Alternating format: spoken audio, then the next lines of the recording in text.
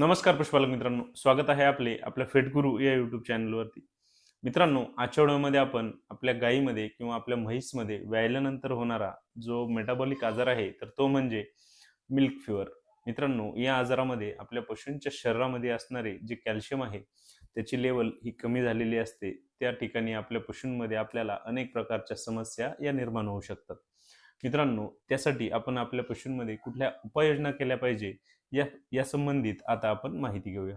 मित्रांनो, आपण आपले पशु व्यायच्या आधी साधारणतः 12 तास त्यांच्यामध्ये लिक्विड कॅल्शियमचे जे जेल मार्केटमध्ये येतात, तर त्यांचा वापर त्या ठिकाणी पहिला केला पाहिजे. आपले पशु व्यायल्यानंतर लगेच पुन्हा एकदा एक जेल याप्रमाणे आपण त्या ठिकाणी देऊ शकतो.